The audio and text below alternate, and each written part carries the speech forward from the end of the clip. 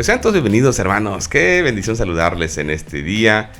Y vámonos a la palabra viva que nos lleva al segundo libro de Crónicas, en el capítulo 28. Es muy interesante, hermanos, porque vamos a ver, yo puedo decir, Carlita, sin temor a equivocarme, que vamos a ver el peor rey que tuvo el reino del sur.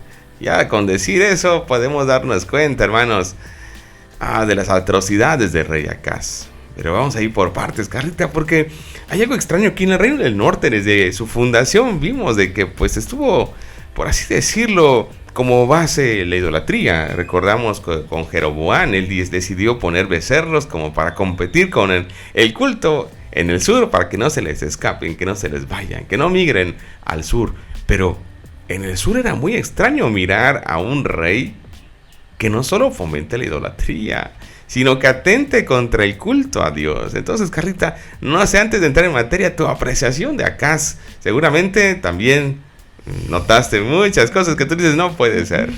Sí, hermanos, como les decía al inicio, Acaz para mí es uno de los reyes más, pues ahora sí, más desobedientes, rebeldes, con un grado de necedad muy alta, pero sobre todo no tenía ningún temor a Dios ni respeto por las cosas de Dios. Entonces aquí si ustedes tuvieron la oportunidad de leer este capítulo 28, la verdad es que desde el inicio y cuando uno lo termina, es un capítulo que en lo personal a mí me generó no sé, como que es como estrés, porque les voy a decir porque por causa de acá se desarrollaron muchísimas situaciones que Dios tuvo que, como digamos hasta cierto punto, castigar a esta parte del reino del sur.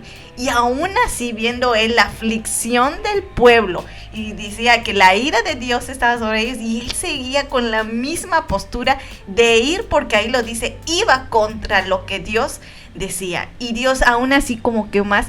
Entonces llegó el momento, hermanos, que a mitad del capítulo, la verdad es que yo quería ya dejar de leerlo, pero no lo dejé de leer, lo leí todo. Pero cuando terminé yo dije, no es posible que viendo la situación o sea, fue un capítulo para mí que desarrolló mucho desastre para el pueblo por la desobediencia de su rey. Pero más desesperante, esa es la palabra, desesperante es que este rey para mí es uno de los peores que ha tenido el reino del sur, por ir en contra de lo que Dios había dicho. Y muchos fueron así, y pocos fueron lo que hicieron lo bueno. Pero él lo supera por mucho, porque empezó a tener ciertas prácticas, y ahí lo dice el capítulo, que Dios condenaba, y hasta cierto punto a Dios no le gustaba. Y dice ahí que Dios aparte a Israel de esto desde el inicio, pero él agarra esas prácticas. Y bueno, hermanos, ¿para qué les digo? Es un capítulo bastante triste y lamentable, la verdad es que es desesperante el capítulo 28. Sí, sobre todo porque, como dices, Carlita, viendo el rey tantas consecuencias, ahora sí, como decimos aquí en nuestro país, ve la tormenta y nos arrodilla. Pero vamos por partes, hermanos, porque hay mucho que platicar.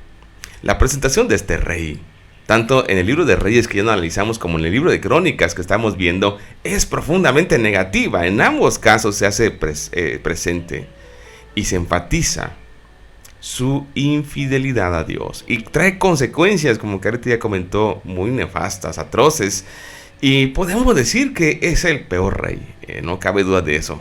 Es el peor rey que tuvo el reino del sur, pues no solo fomentó la idolatría, sino que sacrificó a sus hijos a dioses paganos. Además de eso, saqueó el templo para pagar favores, más bien para pagar protección, cosa que no le funcionó. No le funcionó y no le importaba. No le interesaba el culto a Dios. Por supuesto, porque parte de ese desinterés tiene que ver con que él cerró el templo. Exacto. Cerró las puertas del culto del templo, y nos damos cuenta, hermano, no solamente fomenta la idolatría, sino que atenta contra el culto a Yahvé. Entonces, la descripción de Acaz no podría ser más negativa, mientras que en Reyes mantiene un calificativo como Yahvé su Dios. Aquí en Crónicas lo omite. Crónicas dice, no, ¿cómo va a ser su Dios si fue todo lo contrario a buscar a Dios? Yahvé será el Dios de su padre David, pero no el de Acaz. La postura de los reyes anteriores, que fomentaban el culto a Yahvé, dar un cambio radical, un cambio total, porque durante el reinado de Acaz se fomenta más el culto a Baal, el culto a otros dioses, y nos damos cuenta de que el reino del sur comienza a pasar un tiempo de mucha crisis, no solamente económica, no solamente en el sentido de la inseguridad, porque ya empezaban a ser, por así decirlo, Carlita, cualquiera venía, destruía y se llevaba preso a alguno de ellos. Yo creo que esa parte, en el caso de Acaz, puso muchos altares en muchos lugares. O sea, cerró el templo y mandó a hacer muchísimos altares en varios puntos de la ciudad. Y eso fue lo que genera la ira de Dios. Ahí lo dice, y Dios los entrega a sus enemigos. Ustedes se los empiezan a llevar de poco a poco. Así por partes, por abonos, ¿no? Exacto. Pero fíjate, Carlita, cómo son las cosas, porque insisto en esta parte, en el reino del norte, de por sí ellos estaban descarriados desde el principio, pero en el sur no, en el sur había como que un mayor temor a Dios, como un mayor amor, incluso lo vemos en muchos reyes y en el mismo pueblo. Pero aquí nos damos cuenta que este rey es un rey terrible, un rey nefasto, un rey que no le interesa el culto, ni el templo, ni la adoración a Dios. Y entonces, por supuesto que las consecuencias tienen que llegar, sí o sí. Y nos damos cuenta que los reyes de Siria, incluso el rey del norte en Israel, actúan consecutivamente. Ni bien uno llega para saquearles y llega el otro, como decimos coloquialmente, para rematarlos y llevarlos cautivos, y llevar también, Carlita, dice, transportarles como esclavos. Fíjate qué triste es esto, dice la palabra. Por eso el Señor, su Dios, dice en el verso 5, los entregó al poder del rey de Siria. Los sirios lo derrotaron y capturaron una gran cantidad de prisioneros que se llevaron hacia Damasco. Acaz también cayó en el poder del rey de Israel, que le infligió una gran derrota. Ahí están las consecuencias, Carlita, pero no todo acaba ahí. Dice el verso 6, que en un solo día Pekah, hijo de Remalías, mató en Judá 120,000 hombres.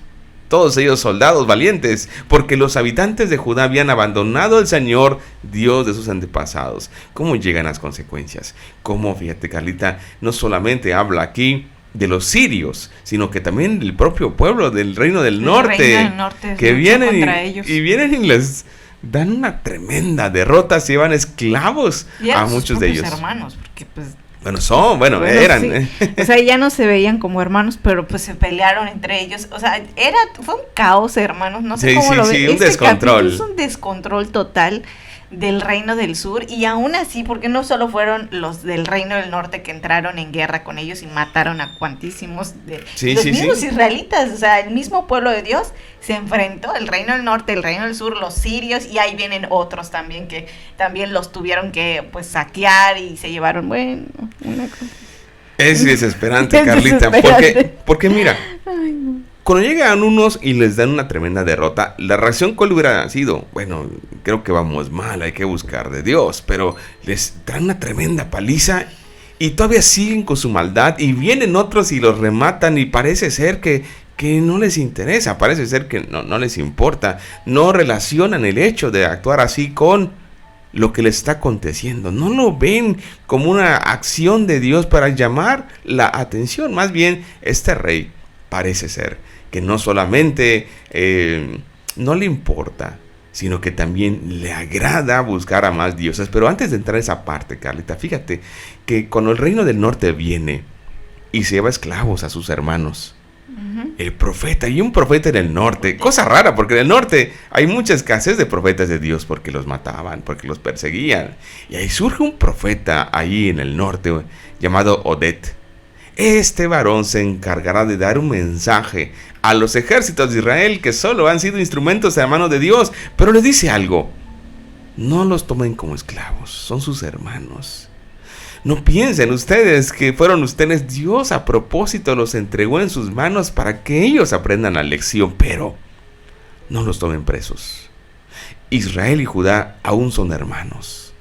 Y la toma de cautivos, Carlita, no ha sido vista favorablemente por Dios. Dios aborrece esa actitud, que ellos tomaron esclavos a sus hermanos.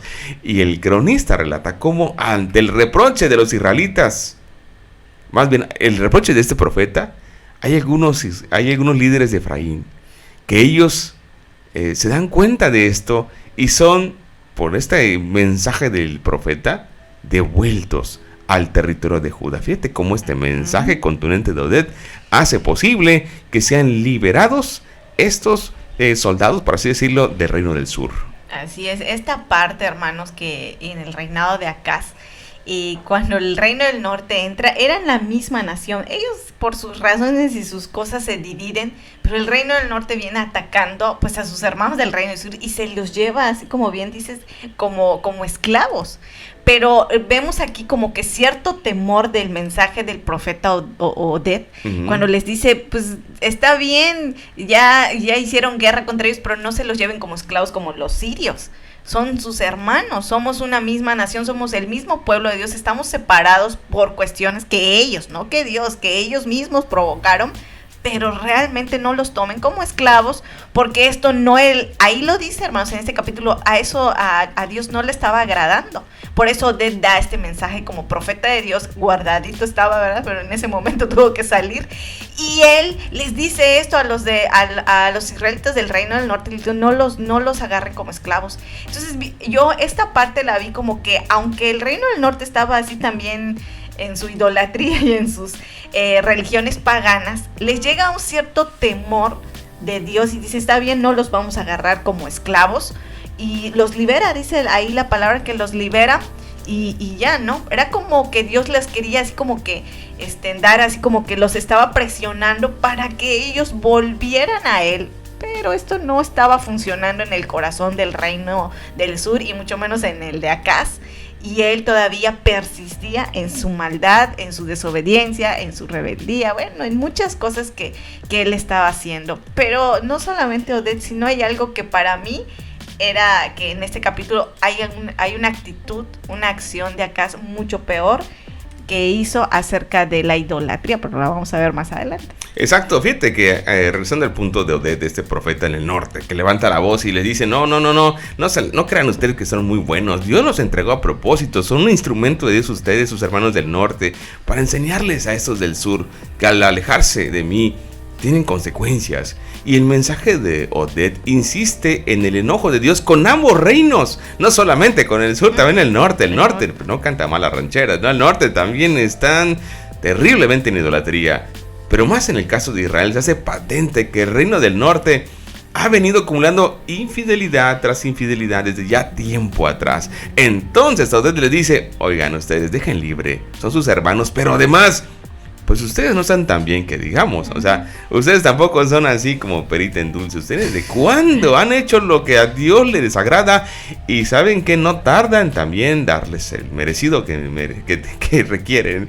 Como que Oded los centra, ¿no? Les dice a los del norte, Dios a propósito les permite ganar, pero ustedes están a un paso también de ser aniquilados por alguna nación, que más adelante se cumple y que lo vamos a estar analizando.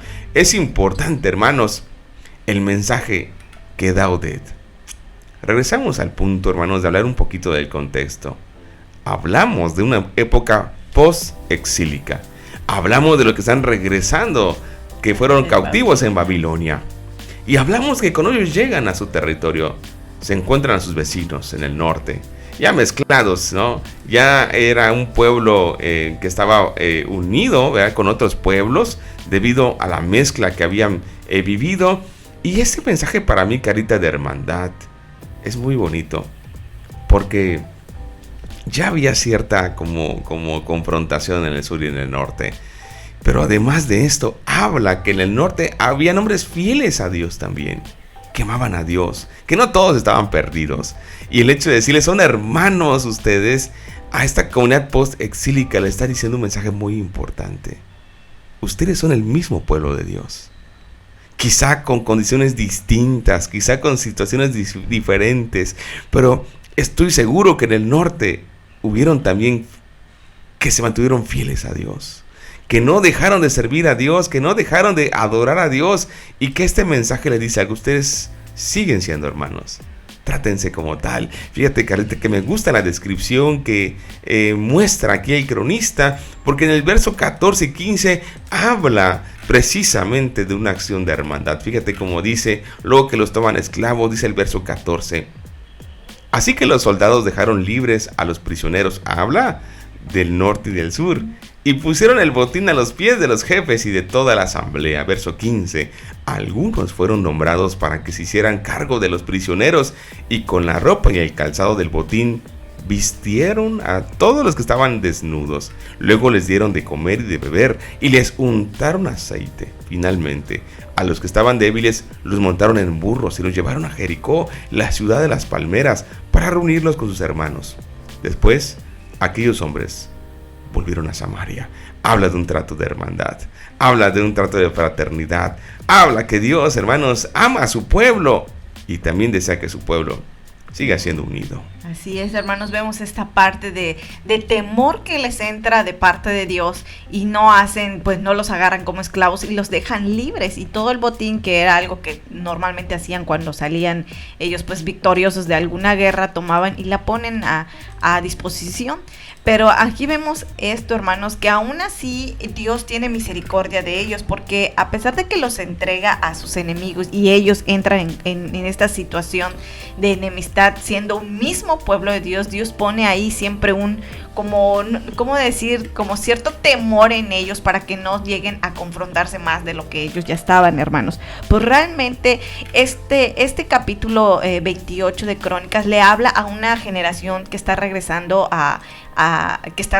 de Babilonia, y ellos se encuentran en una situación bastante diferente, y muchos nacieron allá y ni siquiera nacieron en esta tierra. Pero esto es algo que a ellos les recuerda, hermanos, de que sus antepasados cometieron errores muy grandes y la razón por la que ellos tuvieron que irse al exilio. Realmente, hermanos, esto también es para nosotros. Esto que este pueblo vivió, el exilio que vivieron 70 años en otro lugar, no teniendo dónde adorar, no pudiendo tener la libertad que ellos tenían, Dios en su misericordia los regresa como una promesa que Él ya había dicho y que prevaleció y la cumplió al final de todo. A pesar de la desobediencia, de la rebeldía que el pueblo de Dios tuvo, Dios los regresa a esa tierra que les había dado. Pero esto, hermanos, va con que a ellos les tienen que decir, esto es lo que sucedió, y esto es un antecedente para que ustedes no lo hagan, no lo vuelvan a hacer, porque lo mismo les va a pasar. Y esto, hermanos, también es para nosotros, para nuestro aprendizaje, para nuestro diario vivir. Lo que hizo acá la confrontación de este mismo país, de este mismo pueblo de Dios del norte, del sur, realmente Dios saca a una nación, no sacó a un reino del norte, un reino del sur, sino esto viene siendo la situación de desobediencia del mismo ser humano, del mismo pueblo de Dios. Y a nosotros Dios nos llama a través de su palabra. Y les voy a decir en lo personal, cuando terminé de leer el capítulo 28, se me hizo muy estresante y desesperante esta lectura de este capítulo, porque yo digo, la maldad trajo mucha destrucción a un pueblo que hizo a un lado los decretos y los mandamientos de Dios y fue en pos de mucha idolatría, que para mí era el talón de Aquiles de este pueblo, pero no deja de ser el talón de Aquiles del ser humano, del creyente de este tiempo. Y aquí yo puedo ver, con una situación tan fuerte como la que tuvo Acaz, también nosotros podemos tener situaciones en nuestra vida que le estén desagradando. Oded fue uno de los profetas que habló de parte de Dios y dio ahí el mensaje, y es lo mismo que Dios hace con nosotros. Nuestra necesidad y nuestra rebeldía, hermanos, pueden desencadenar muchas cosas, no solamente en nuestra vida personal. La nación, el reino del sur, pagó las consecuencias de un rey que estaba en otra, por ahí en otra órbita, ofendiendo a Dios, desobedeciendo, la rebeldía, la idolatría en el nivel creo más alto que el pueblo de Dios había tenido. Y esto también, hermanos, tenemos que tener mucho cuidado, porque hay muchas cosas que estaban ofendiendo a Dios. Y yo en este capítulo puedo ver y digo, ¿qué ofende a Dios de mi vida? Que puede desarrollar en mí ciertas consecuencias. Y no es que sea así, es que todas las acciones traen una consecuencia mala que tú hagas, va a tener esa consecuencia, ese resultado malo, hermanos. Entonces aquí tenemos que tener mucho cuidado de poder obedecer a Dios. Tenemos que tener ese cuidado de que Dios nos haga valientes en obedecer su palabra, que no caigamos en una situación. Yo veía esto y yo no quisiera que mi vida quede así tan revuelta, porque fue una cuestión muy calamidad tras calamidad y no se detenía el pecado de Acaz, hermanos. Cada vez subía de intensidad, y él cada día más también subía su desobediencia, y cada día más subía por eso me desesperó, y digo, tal vez él no se daba cuenta, y es que era humano como nosotros. Tenemos que pedirle mucho a Dios, hermanos, que nos haga obedientes, pero más que nada que nos haga valientes para poder seguir obedeciendo su palabra. Así es, hermanos, así que es muy interesante esto. Y recordemos algo, hermanos, precisamente en el tiempo de Acaz, es que se levanta el profeta Isaías. El profeta Isaías, hermanos, estuve revisando anoche algunas referencias, me parecen muy interesantes, sobre todo en el capítulo 7. Ahí el profeta Isaías le pide a Acaz fe y confianza en Dios, que Dios va a mandarle una señal, que Dios le quiere mostrar que puede estar con él si Acaz abre su corazón. Y es en el capítulo 7, hermanos, en donde se escucha esta hermosa promesa del Emmanuel, del Dios con nosotros, ante la amenaza contra la dinastía davídica, hermanos. Hay una promesa, el nacimiento de un príncipe. Seguramente habla aquí del rey que sigue, pero también habla del rey, hermanos, de reyes, que vino y que vendrá a establecer en plenitud su reino. Esta es la respuesta de Dios. La dinastía continuará y el nombre del príncipe, Dios entre nosotros, es la señal. Pero Acaz no escucha, no le interesa, y recurre a medios humanos que él considera eficaces. Él va a pagarle al rey asirio para que lo defienda. Pero quiero leer, hermanos, este capítulo 7 de Isaías, en el verso 13. Está hablándole a Acaz y está hablándole al pueblo, y dice en el verso 13 de Isaías capítulo 7: entonces Isaías dijo: escuchen ahora ustedes, los de la dinastía de David, ¿no les basta con agotar la paciencia de los hombres que hacen lo mismo con Dios? Por eso el Señor mismo les dará una señal: la Virgen concebirá y dará a luz un hijo y lo llamará Emmanuel. Y cuando sepa elegir lo bueno y rechazar lo malo, comerá cuajada con miel, porque antes de que el niño sepa elegir lo bueno y rechazar lo malo, la tierra de los dos reyes que tú temes quedará totalmente abandonada. Que hay una advertencia muy directa contra ellos, de que ellos tienen que esperar en esa promesa de Dios, en el Emmanuel, y que si ellos se van por otro camino tendrán consecuencias muy tristes, muy fuertes. Y fíjate, Carlita, cómo esta hermosa promesa que tomamos nosotros también como algo profético.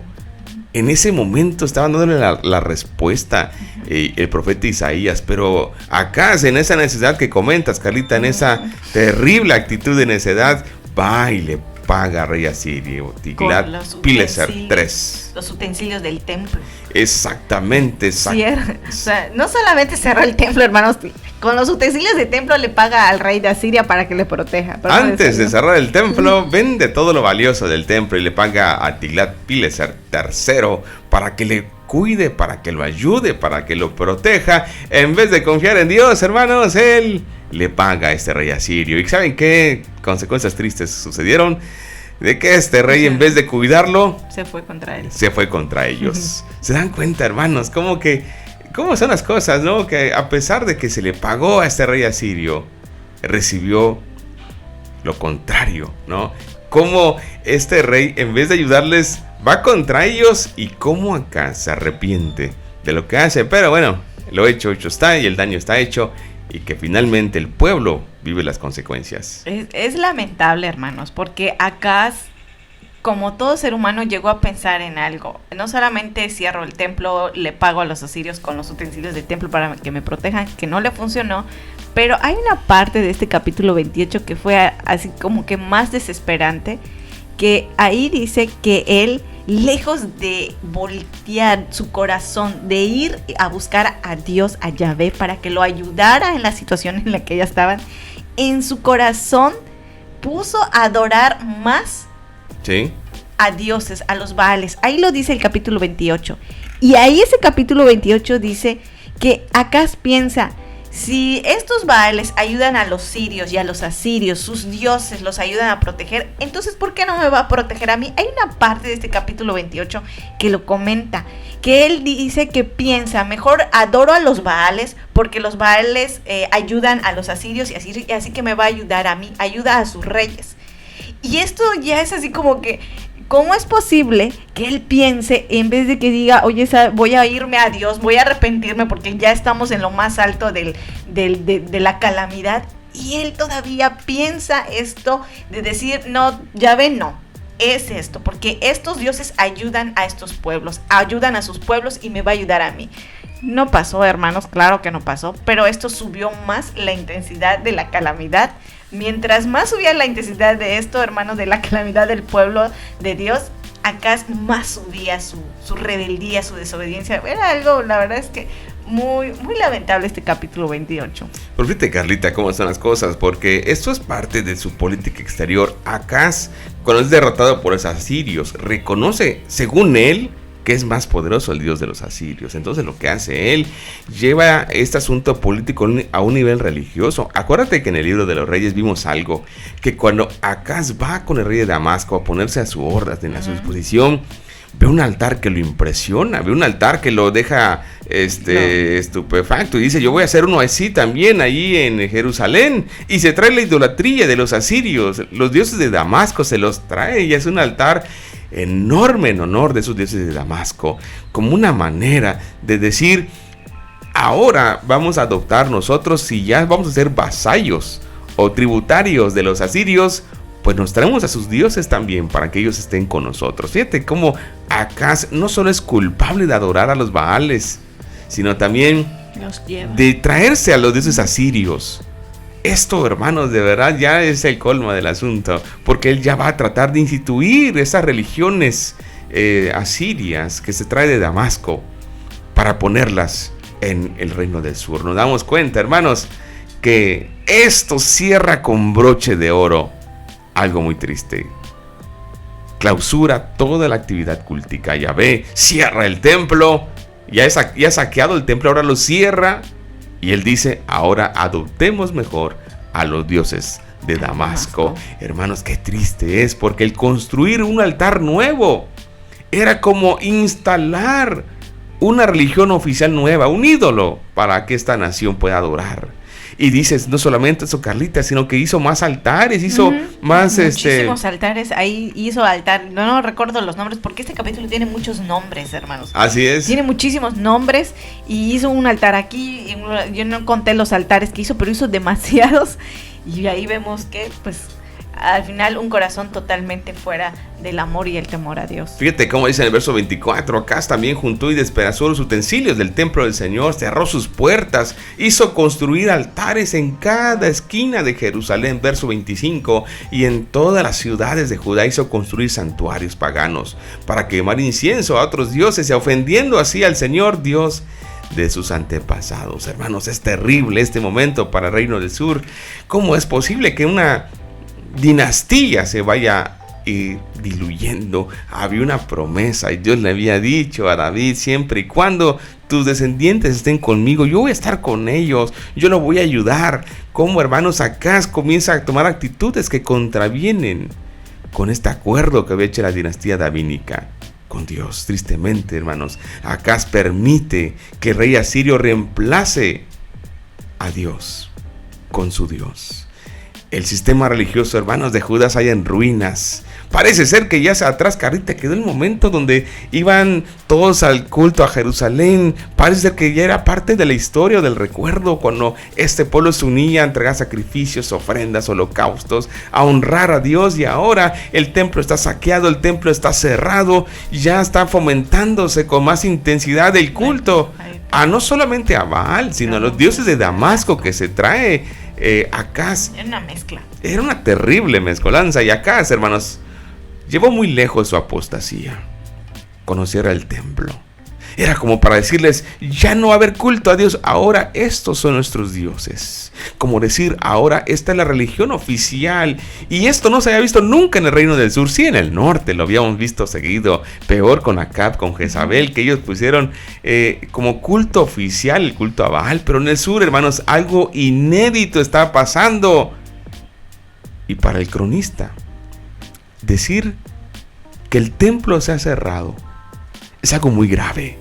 Porque recordemos, Carlita, cómo desde el principio el cronista pone mucho énfasis en la construcción del templo, en la organización, en el culto, en cómo van a estar los cantores, los porteros, los sacerdotes, los levitas, cómo pone todo énfasis. Y él dice, ¿y qué creen? Todo eso que se hizo con mucha antelación, con mucha entrega, se cerró en un abrir y cerrar de ojos por un rey malvado. Ahora, hermanos, este reino lamentablemente está edificado sobre costumbres paganas.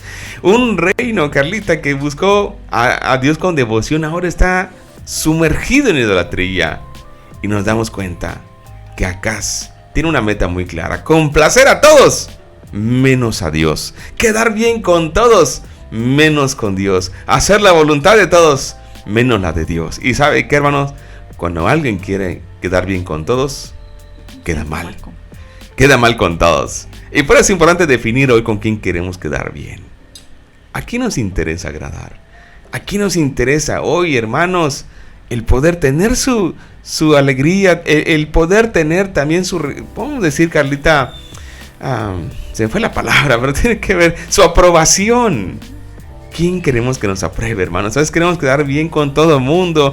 Queremos que todo el mundo nos acepte, pero si eso nos lleva a hacer cosas que desagradan a Dios, pensemos, hermanos, que queremos la aprobación de quien queremos. Acá sumió al reino del sur en una de las crisis más graves, hermanos, por querer quedar bien con el hombre. Nos damos cuenta que acá sumió al reino del sur en una crisis económica, social, pero sobre todo espiritual. Y así culmina, hermanos, el peor reinado del sur, vergonzoso, nefasto. No terminó, no dice, y el pueblo se arrepintió, terminó. Nada, terrible. Pero ¿sabes qué sucede aquí, Carlita? Y con esto concluimos. No es necesario para el autor añadir más cosas, hermanos, porque él lo cierra así diciéndole: lo sepultaron en un lugar cualquiera, no en el cementerio de los reyes. Como para decir, él no merece. Como un castigo. Aún siendo de la dinastía davídica, él no merece esa distinción. Ni al momento de ser sepultado, no fue sepultado con los reyes. Porque este rey, Carlita, nunca quiso ni mostró interés en Yahvé. Y esto es triste, hermanos, porque él, por quedar bien con los otros pueblos, las otras naciones, adopta muchas situaciones para hacer, para que lo acepten, para que lo agraden. Y al que debe agradar y de buscar toda su adoración a Dios, toda devoción a Dios, no. Él aquí cierra y dice: a este Dios no lo seguimos, no lo conocemos, y hace todo esto, hermanos. Lamentablemente, Acaz desecha todo lo que viene de Yahvé y va en pos de mucha idolatría y por tal de agradar a otros dioses y a otros reyes, ¿no? Quedar bien, hermanos. Y esto es también un problema para los seres humanos y para los creyentes, puede ser, de este tiempo, hermanos. Nuestro objetivo es agradar a Dios, lo que dice su palabra. Y todo esto también es para nosotros. Fue para una generación que está regresando, que sale de Babilonia, pero también Dios nos los pone a nosotros, hermanos, como este ejemplo. Hoy Dios nos habla, agradarle a Él o obedecerle a Él en todo momento y en todo lo que dice su palabra. Cuando usted quiere quedar bien con alguna persona y empieza a hacer, porque es lo que hizo Acaz: voy a adorar a los mismos dioses que los asirios y los de Damasco, lo voy a traer a Jerusalén y vamos a hacer lo mismo que ellos, por tal de ser aceptado, por tal de caer bien. Y puede ser que al ser humano le siga pasando lo mismo, al creyente, ¿verdad? Esta persona hace algo que a Dios no le gusta, pero como yo quiero su aprobación, quiero un favor, que me ayude. O cierto, hasta una persona se ve mal haciendo eso. Pero bueno. La verdad. Y puede ser, entonces tú te empiezas a alejar de Dios y le empiezas a dar la espalda a Dios, lo que hizo Acaz. El problema es que él aún así, en todo esto, el reino del sur, pues ahora, como dicen, pagó los platos rotos con mucha calamidad. Y vemos a un rey que no tuvo, pues así, ni la pizca de poder arrepentirse y decir, sabe, sí, hice mal, ¿no? Él siguió en su maldad y bueno, no fue sepultado en el cementerio de los reyes como castigo, digámoslo así.